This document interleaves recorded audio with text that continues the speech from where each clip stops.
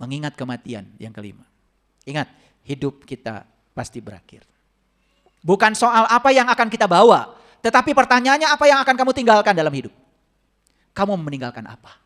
Apa tidak ingin gitu meninggalkan karya? Ya. Bikin sesuatu yang monumental dalam hidup buat orang banyak.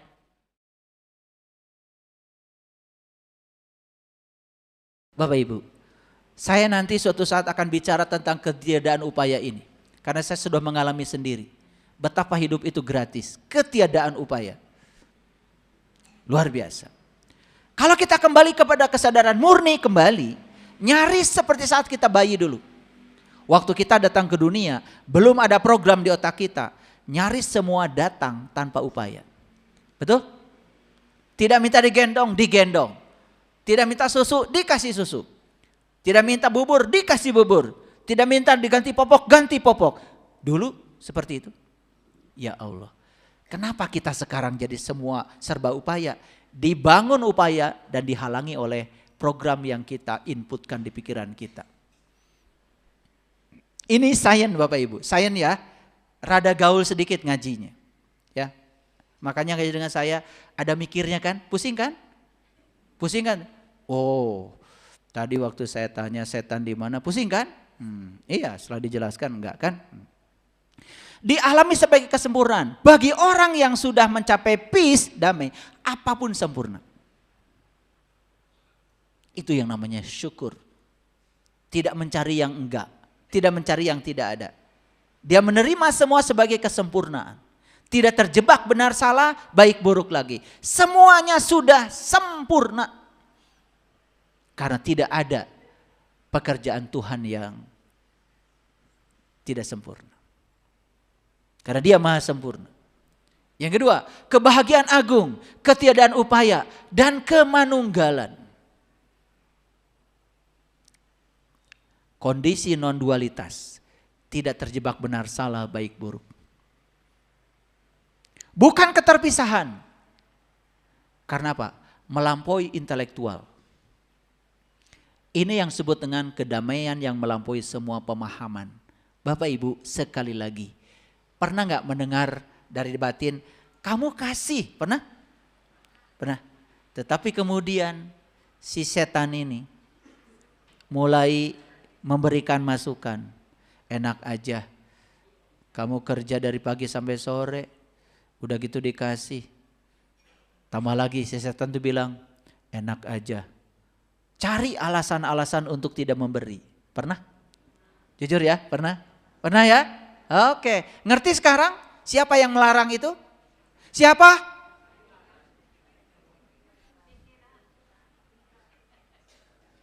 Ngerti ya? Luar biasa ya, si diri palsu ini ya. Oke, sering gak jadi kan berbuat kebaikan? Oke, itu karena belum bisa melampaui pemahaman. Oke, bagaimana kunci-kuncinya? Ini kunci-kunci detailnya. Tapi waktu kita tinggal sedikit lagi. 1, latihan penerimaan. Latih untuk bisa menerima apapun apa adanya. Kenapa? Semua realitas kehidupan itu berubah. Kehidupan itu tidak pasti. Kehidupan itu kompleks. Jangan paksa kehidupan seperti yang pikiran mau. Latihan penerimaan ini adalah kunci. Menerima bukan berarti setuju. Awas.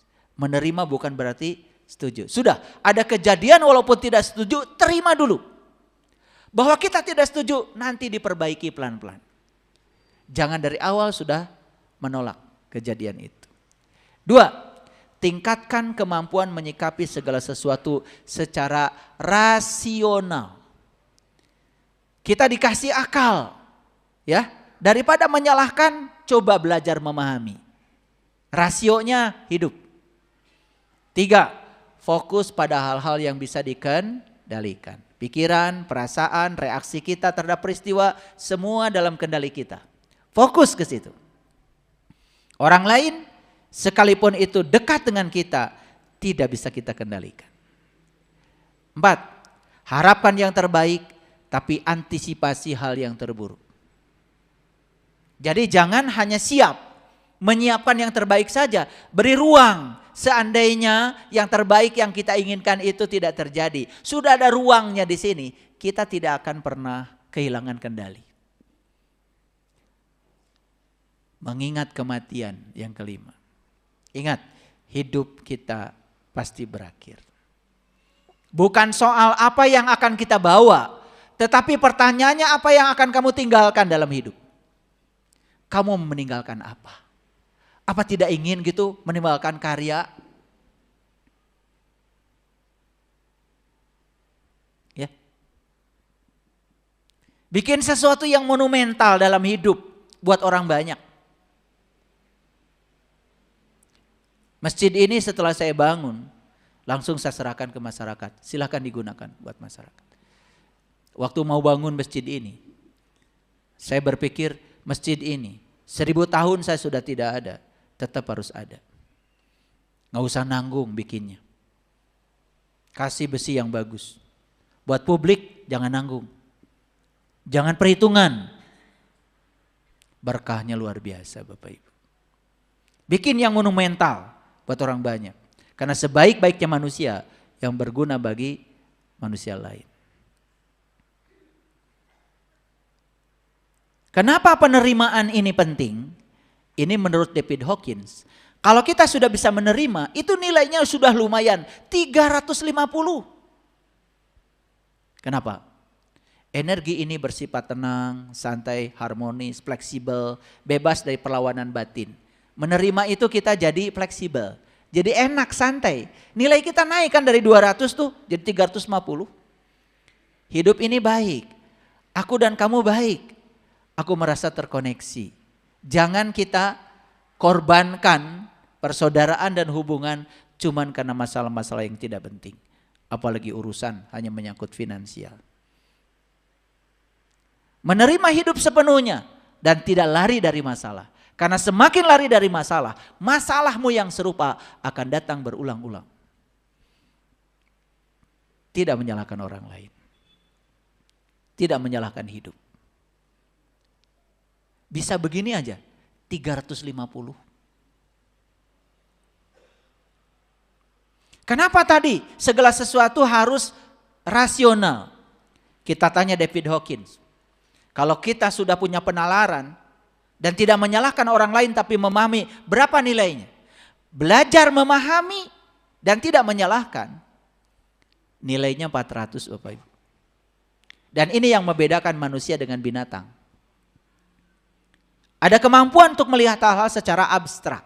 Jadi melihat di baliknya kenapa ini terjadi. Melakukan konseptualisasi. Konseptualisasi membangun pengetahuan dalam diri. Bersikap objektif. Membuat keputusan yang cepat dan tepat. Terampil memecahkan masalah. Lihat ya, buah penalaran banyak. Sains, filsafat, kedokteran, ilmu logika. Itu semua buah penalaran. Lanjut, itu baru 5 tadi. 6, menerima keadaan yang tidak bisa dirubah. Ibu, Bapak, dengarkan saya. Tahu yang tidak bisa diubah? Tahu yang tidak bisa diubah? Apa? Apa? Masa lalu. Ya, sudah. Apapun yang sudah terjadi sedetik yang lalu, sudah itu masa lalu. Terima saja. Itu tidak bisa diubah. Tetapi cara kita memandang masa lalu masih bisa diubah. Cara memandangnya. Karena itu cara reaksi itu ada kendali kita. Mengubah apa yang bisa dirubah. Nomor 7-nya mengubah apa yang bisa dirubah. Tahu Ibu, Bapak yang bisa dirubah apa? Apa? Yang bisa dirubah apa? Pikiran kita bisa dirubah? Perasaan kita bisa dirubah? Reaksi kita terhadap sesuatu bisa dirubah? Ubah itu. Kapan mengubahnya? Sekarang. Jangan dikit-dikit besok. Habis ini langsung berubah. Rubah semuanya. Rasakan kedamaian yang datang. Begitu pengendalian diri ini sudah terjadi, ketenangan dan kedamaian hidup datang tanpa diundang. Kok saya sekarang lebih tenang ya, tidur nyenyak. Vertigo hilang. Mual-mual di perut mulai sirna. Saya merasa jauh lebih sehat dan lebih baik. Coba. Surga itu Ibu, Bapak. Ya. Kendalikan emosi negatif. Reaksi kita terhadap situasi yang negatif, kendalikan. Syukuri segala sesuatu yang dimiliki saat ini. Bapak Ibu, saya yakin tidak ada yang tidak kita miliki saat ini. Apapun itu, syukuri. Ya. Ya. Punya kaki walaupun sakit, syukuri. Boga sakit oge. Ini kakinya rematik, syukuri ya, syukuri. Sakit oge boga kene, ya. Paham ya? Ya. Telusuri itu rematik dari mana? Dari pikiran. Jangan gegabah membuat keputusan. Nih saya kasih tahu, Bapak Ibu kalau lagi marah, lagi kesal, jangan buat keputusan. Apalagi lagi berantem dengan pasangan, bikin keputusan, udah itu pasti keputusannya salah. Nanti kalau bikin keputusan, kalau udah tenang, ya. Nanti kalau sudah tenang, ya. Lagi marah jangan bikin keputusan apa-apa. Kalau udah tenang baru, ya. Enak ya ternyata tenang itu, betul nggak? Udahlah kita teruskan aja, kan itu keputusannya. Betul nggak? Iya. Udah tidur lagi bareng-bareng. Bodoh banget.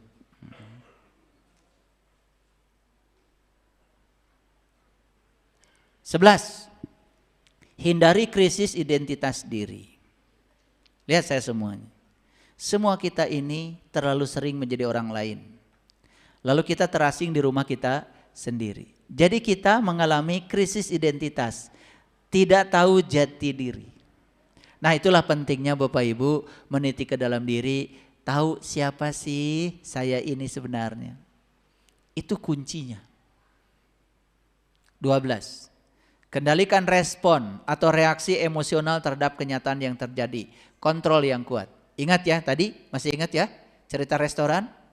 Yang bikin restoran berantakan tadi itu kecoa atau reaksi terhadap kecoa? Sekali lagi. Pintar ya, pintar. Kendalikan respon, reaksi terhadap situasi. Ya, kalau di jalan, dek, nabrak. Udah, gak usah marah dulu, tarik nafas dulu. Dalam-dalam. Ya, sadari. Ya, berantem di jalan hanya bikin macet jalan. Dan tidak akan mengubah mobil yang penyok jadi bagus. Setuju? Udah. Gus, baralik ke imah. Omean ke bengkel. Paham ya? Gitu aja susah. Renungkan tindakan harian dengan jujur. Lihat saya semuanya. Semua tindakan yang kita lakukan setiap hari menimbulkan akibat. Ketika akibat itu datang, direnungkan. Jawab dong, direnungkan. Tah eta. Terus membuat sebab. Akibat dari setiap sebab nggak direnungkan. Kalau direnungkan, oh kalau saya gini hasilnya begini. Ya udah saya ubah. Harusnya harian kita itu ngasih sinyal-sinyal untuk perubahan. Cuman kita abaikan. Terlalu sibuk membuat sebab. Dan kita tidak pernah merenungkan sedikit pun akibat dari sebab itu. Coba setiap ada saya ngomong begini, kok suami saya tersinggung ya? Pernah gitu? Pernah atau sering? Tapi besok bikin lagi nggak kayak gitu? Pengen nyubit saya tuh sama kalian ya. Itu sudah diajarkan oleh Allah. Kalau kamu mau begini akibatnya begitu. Tapi besok bikin lagi saya nggak ngerti. Karena kita tidak membuat renungan harian. Ini dianggap enteng nih. Nggak usah ditulis, nggak usah ditulis. Lila. Setiap tindakan kita setiap hari itu selalu menimbulkan akibat, Bapak Ibu. Dan selalu ada akibatnya. Nah, akibatnya itu direnungi. Ini kenapa ini terjadi? Oh, ngomong begini tuh ternyata menimbulkan ketersinggungan. Ya sudah, besok gak ngomong gitu lagi.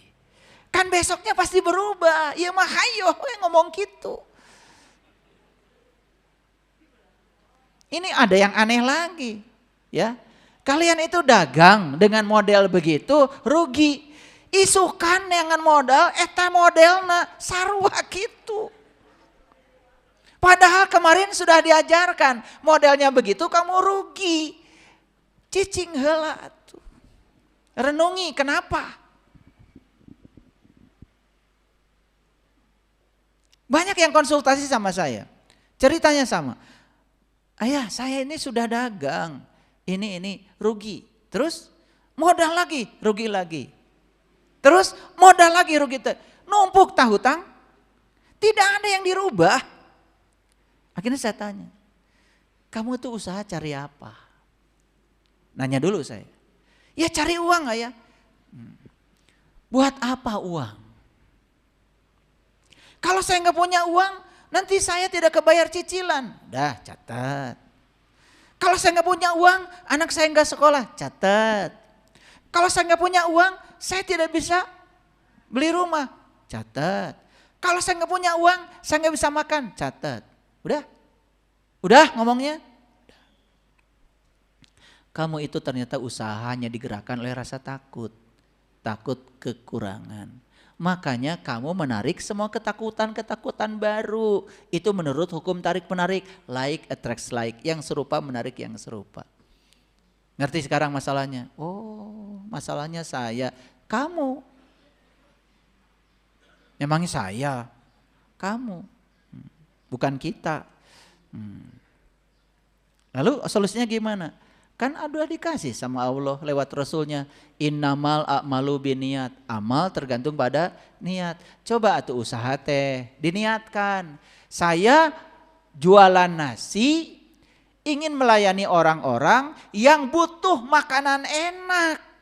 Karena saya oleh Allah dikasih keahlian meramu resep yang enak. Ingin menjadi kepanjangan tangan Allah, menyampaikan cinta kasih Allah untuk menjamin orang-orang yang perlu makanan enak terlayani. Apakah dengan niat seperti itu kita tidak dapat uang?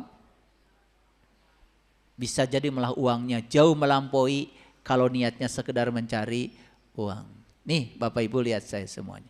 Begitu Bapak Ibu mencari uang, Rasulullah mengatakan, siapa yang mengejar dunia, dia tidak akan dapat dunia dan Allah. Tetapi siapa yang mengejar Allah, dia dapat dua-duanya. Coba sekarang kejar Allah. Gimana caranya? Niatkan bahwa saya melakukan bisnis apapun karena saya sedang dipakai kepanjangan tangan Allah untuk melayani orang-orang yang butuh cinta kasih Allah. Duit pasti dapat. Bedanya apa? Yang satu mengejar uang, yang satu dikejar uang. Mau yang mana? Ta eta nungudag-ngudag duit teh tungtung nama rugi wae.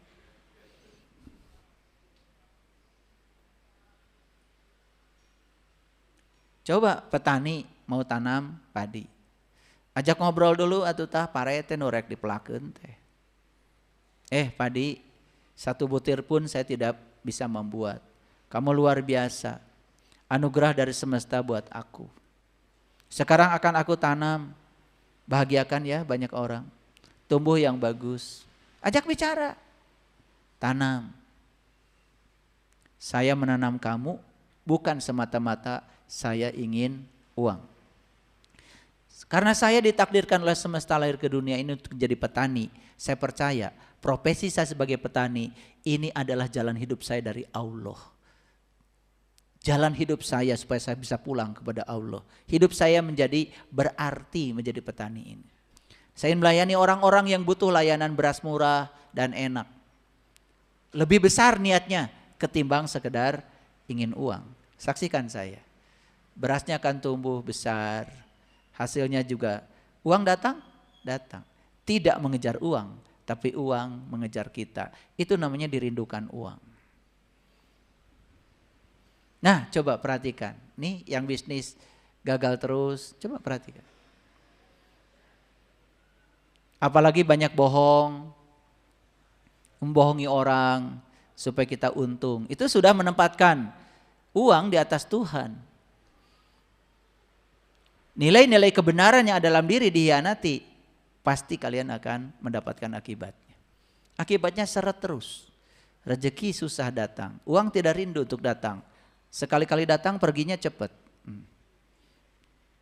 Giliran butuh sesuatu akhirnya pinjam. Ada yang salah hidup kita. Harusnya tidak begitu. Saya kasih tahu ya. Begitu kita sudah bisa mengendalikan diri kita, apa yang luar biasa dari sini?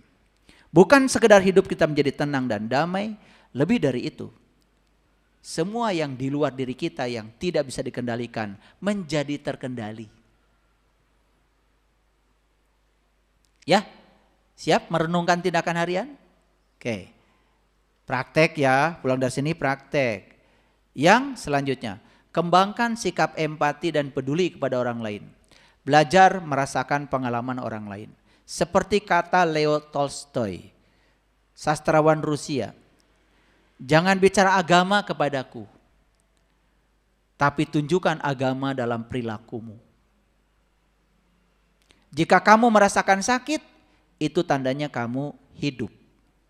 Tapi kamu bisa merasakan sakitnya penderitaan orang lain, itu tandanya kamu manusia. Leo Tolstoy. Kata-katanya selalu diingat oleh saya. Kenapa? Kalau kita baru merasakan sakit, itu tandanya kita hidup. Tapi kita merasakan penderitaan orang lain dan kita berbuat meringankan penderitaan orang lain, itulah manusia. Dan untuk berbuat, berarti kita harus mampu dong. Dan untuk mampukan diri kita, layakkan diri kita, pantaskan diri kita. Sebetulnya, apa yang kita dapat hari ini, kita yang memantaskannya.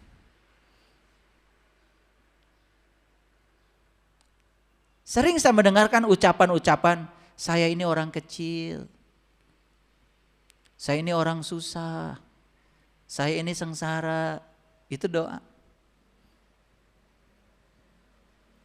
Bahkan di antara kita mungkin ada yang pernah mengucapkan kalimat-kalimat itu secara tidak sengaja. Atau ingin mendapatkan belas kasihan dari orang lain.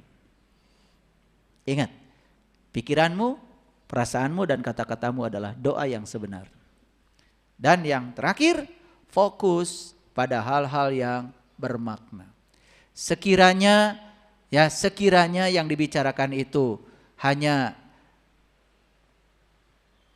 sesuatu yang menguras energi kita, udah tinggalkan. Lebih bagus diam. Ya, saya bicara itu kalau di sini aja. Kalau di rumah bagian istri saya. Itu istri saya. Di rumah saya nggak pernah ceramah lagi, bagian Bunda Tati aja di rumah. Karena saya udah selesai di sini udah lebih dari 6.000 kata. Jadi saya udah sehat. Di rumah tinggal Bunda Tati ya, karena masih butuh 26.000 kata sehari. Jadi bagian istri saya. Itu kan enak kalau bagi tugas ya. Saya bagian bicara di luar, Bunda Tatia bagian di rumah. Di rumah saya mendengar aja. Karena ternyata perempuan tuh kalau didengar itu sudah solusi. Saya jarang, silakan tanya tuh saksinya. Ada Bunda Tatia di rumah. Jadi di rumah bagian anak saya, istri saya yang bicara. Saya diam aja di rumah. Karena sudah selesai saya di sini. Udah sehat saya bicara gini aja. Ya. Jadi kalian nih yang sebelah sini ya. Coba cari tempat di luar untuk bicara ya. Supaya kalian pulang ke rumah udah tinggal istri ya. Istri kita perlu bicara 26.000 kata sehari ya. Kalau enggak nanti bahaya itu, bisa stres. Ya, udah di rumah kalian nggak usah bicara lagi ya. Paham ya? Udah teriak-teriak di kolam di mana gitu ya. Bapak Ibu senang sekali ya, judul kita udah tersampaikan. Pengendalian diri adalah kunci ya ketenangan hidup dan kebahagiaan hidup. Silakan dipraktekkan, saya jamin dengan praktek yang semacam ini dalam kehidup kita bisa merasakan perubahan kehidupan kita menjadi jauh lebih baik. Ya, terima kasih. Assalamualaikum warahmatullahi wabarakatuh.